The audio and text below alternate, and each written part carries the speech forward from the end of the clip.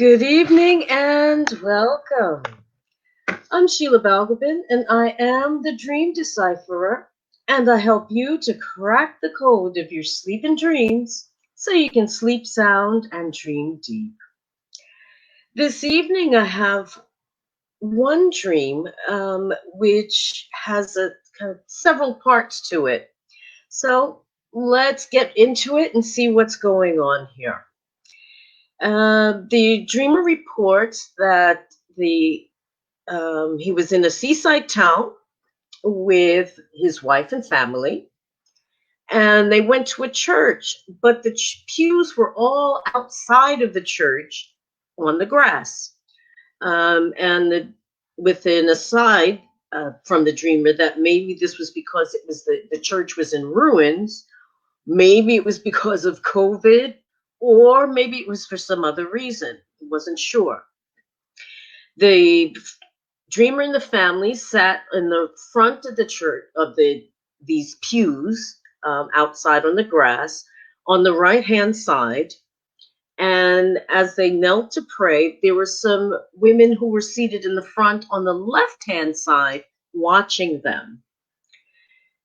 Afterwards, they met up with a friend of the dreamers, and the dreamer and this friend decided to go to the local supermarket to get some wine but when they got there was no wine, white wine as it happens. There was only something called Lambrini.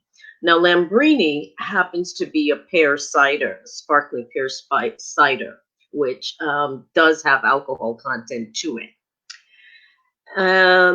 Now, the dreamer was walking back, presumably to the church with this friend, and was having a conversation where they're talking about magic.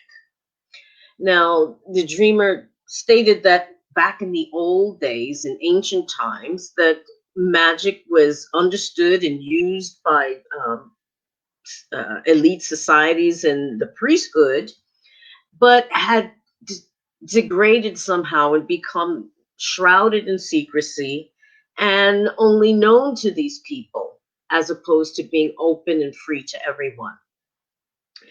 He also noted that there was a gentleman named Aleister Crowley, who was an English mystic and who actually started a religious movement called Thelema, and theories such as chaos magic and even the age of Aquarius. But he said that since the advent of this Aleister Crowley coming into public view, that there was a gradual reawakening or revealing of these esoteric secrets. Now, as this conversation is going on between the dreamer and this friend, they passed a large arena that was used for different kinds of events, like concerts and things. When they passed this arena, there was two women that the dreamer and his friend encountered that the dreamer was familiar with, and one of whom he actually names. The other one, for whatever reason, remains nameless. At some point, for whatever reason, the women were frowning at the dreamer because they appeared to be bothered by what he was doing or saying, but the dreamer, in essence, ignored them and carried on with his conversation with his friend. And there ends the dream. What is going on with all of these different things? There's a lot of different little pieces to this, but as always, we'll break it down and see where the different pieces come together. In the first part of the dream, the mention was made of a church service that was going on, but with the pews outside of the church on the grass, because the church perhaps was in ruin, or maybe that was because of social distancing or for some other reason. Now, just wonder if you look at the church perhaps as a symbol rather than a physical space, but as a symbol, you could think about the recent scandals that there have been, or the many scandals that have been with regard to the church, how many people have left the church as a result of all of the scandals. And but here in this dream, the dreamer still shows an attachment, a respect for the church and its rituals, but in a slightly different setting. So there's still that respect and reverence, but maybe it's stepping back from it a bit, excuse me, and not being directly linked to the church, which stood in ruins, interestingly enough. So there could be something around that for the dreamer.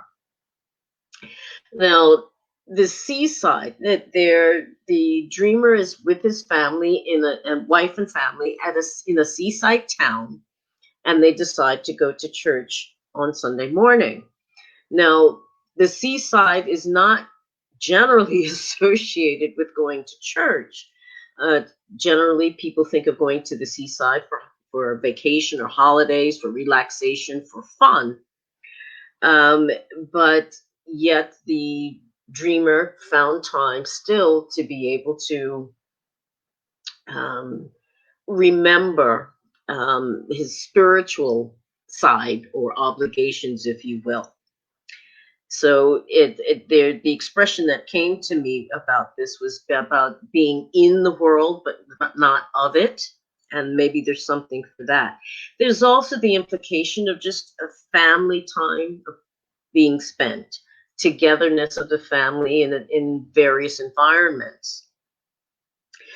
Now, going back to the church pews being outside in the grass, and maybe there's something about uh, that the dreamer could look at with regard to religion or spirituality, not for just being inside of a building. It's something that's practiced outside as well. So, it's consistent behavior, whether you're in the building, whether the building's in ruins, or whether you're outside. The you're There's a code, I guess, or a practice, a ritual that can be followed. There can also be a connection with a different kind of spirituality, which a more ancient, a more pagan spirituality, which worshipped outdoors. And certainly here in the UK, that there's a great tradition of worship, outdoor worship, like Druids, and you have Wicca today, even today, where there's outside worship or fellowship. So, but it was something that was practiced openly and in the open air, as opposed to maybe the more secretive and scandalous behavior that we've been exposed to of late. And my question to the dreamer here, perhaps is the notion of church, or in a formal sense, something that may, given the current circumstances, feel unsafe, or just feel that it needs to stretch beyond the boundaries of a physical building? That's something that the dreamer perhaps needs to look at. Now, there's something interesting about this being specific mention of specific positions of people. You have the dreamer and his family sitting in the front on the right-hand side of these pews that are on the grass. While they were kneeling to pray, there were two women on the left in the front watching them. And right back to the beginning, if you look at Latin, you have dextrus and sinister, meaning right and left. So the right side was the dextrous side, was the good side, whereas the sinister side is the left-hand side. So there's something perhaps in the juxtaposition of the family being on the right side and these women who were watching the family being on the other side. And who were these women? Does the dreamer know them in actual waking life? There's always the possibility that the people who appear in our dreams are not who they are, but represent some aspect of ourselves. So who do you believe, for the dreamer, who do you believe these women are, and what do they represent? What emotions do they evoke? Why do you think they were watching you? Were they watching you angrily, hungrily? What was going on? There was also the meetup with this friend and this esoteric conversation that they had while on the way to buying wine.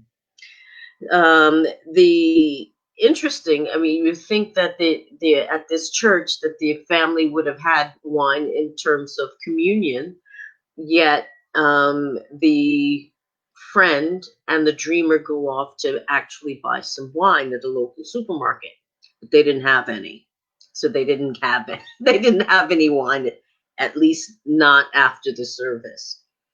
But there's a connection there, and it seems it's about communion. In this case, it wasn't communion in the strict religious sense in terms of receiving bread and wine, but communion in terms of communication and in terms of personal contact between people. And there's something perhaps around communication and meeting others that may be of importance to the dreamer and is worth looking at. Now, what there was available, there wasn't wine available, but there was this drink made from pears called Lambrini. It's a pear cider. And I wonder again if that's something that evokes particular memories for the dreamer, and what are those memories? Is it about holidays? Is it about having a good time? Does it have negative connotations? Why is this specific drink mentioned? There must be a reason for it. So it would be nice to for the dreamer perhaps to look at that and see what is evoked, or what feelings come up as a result of thinking about this Lambrini. Now, one thing I was curious about, where, if they had actually bought wine, where was it going to be drunk? Were they going to go back to the church and drink it there, or go elsewhere? There's a little bit of mystery with regard to where this wine, if it had been produced, was going to be enjoyed at. Was there something unacceptable, perhaps, about the Lambrini? Not only because it wasn't white wine, but was there something else that may have been unacceptable about it? And where was the one thing? There's not clear whether it's just the dreamer and his friend that went off on this little side journey, or whether the whole family went with the dreamer and this friend for this quest for wine. The family seems to have dropped out at this point, and I wonder what happened to them. And now to come to this conversation, this very involved and deep conversation about magic and spirituality and other matters. There is a lot going on there. I mean, the dreamer has expressed the notion that magic was something that was once understood and practiced by virtually everyone. But it became co-opted by certain groups, certain elite groups, and the church, and became hidden, secret knowledge rather than practiced only by a few, um, rather than being open and available to all. And in particular, a mention of an English occultist and ceremonial magician by the name of Aleister Crowley, who the dreamer credits with bringing that knowledge back into the common domain, if you will, into the public domain. This Crowley founded a religious movement called Thelema, and he was a self-declared prophet, um, to serve as a guide to humanity. Now, the dreamer believes, or appears to believe, that Crowley represents the opening up of people to his version of ancient practice, such as the layman, the age of Aquarius. Why is this important to the dreamer? What does that mean to the dreamer? What does this magical or ritual or occult knowledge represent to the dreamer? What does that feel like to the dreamer? And what does the dreamer believe that it means in terms of the wider society, to have this knowledge in the public domain? The friend that the dreamer is having this conversation with, I wonder if this friend represents the dreamer's shadow, and the shadow is the usually is represented as the same sex as the person, generally about the same age, but not necessarily, but the same sex as the person, and seems to have this, brings out aspects or lesser known aspects of the dreamer that wouldn't ordinarily be present, the weaker parts, the parts of us that are underdeveloped and need to be brought out and rounded out more. And I wonder if this friend that the dreamer was walking with, looking for this wine, was represented the dreamer's shadow in some way. Now, the dreamers and this friend as they're walking along and having this conversation, they pass by a large arena where an entertainment of various kinds would take place. Now,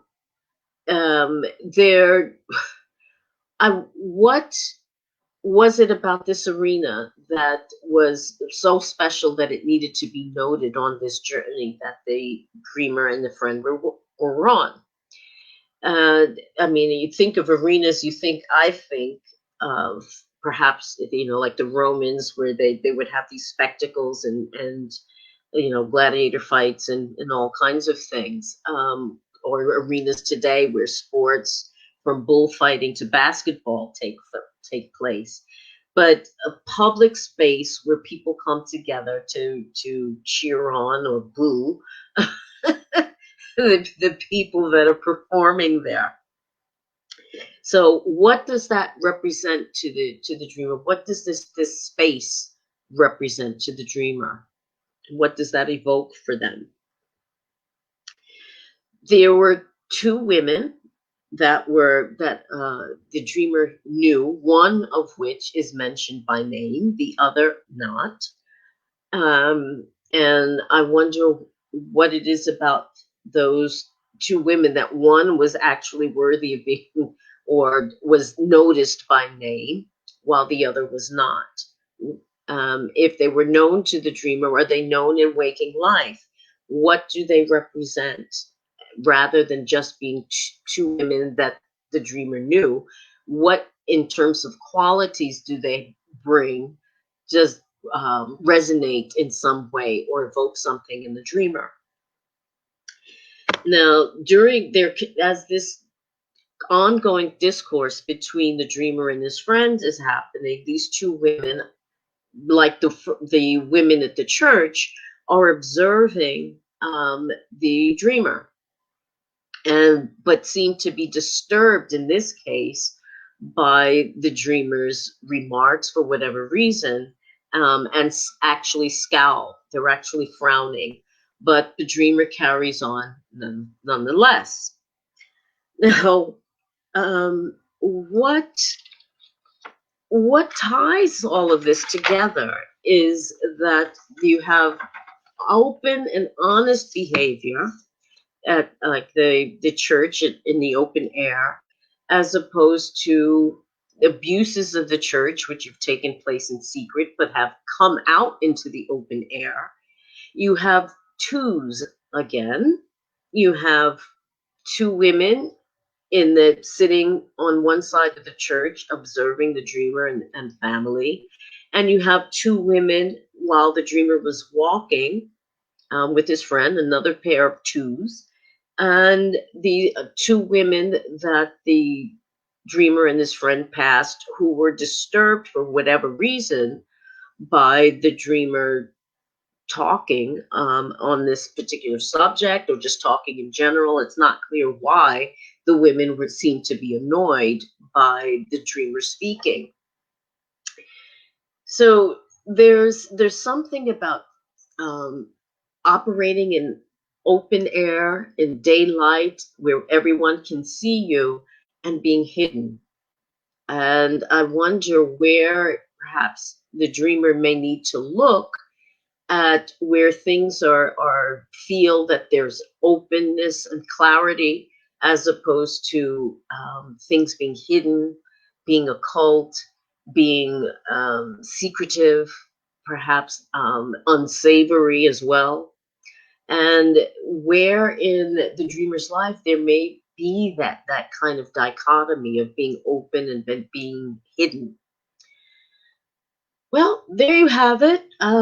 There's lots going on in this dream, and I'm sure there's more that the dreamer can pull out of it. But those are a number of clues that the dreamer has to work with. Thank you so much for watching and listening. Have a great evening and rest of the week, and I'll see you again soon. Take care. Bye-bye.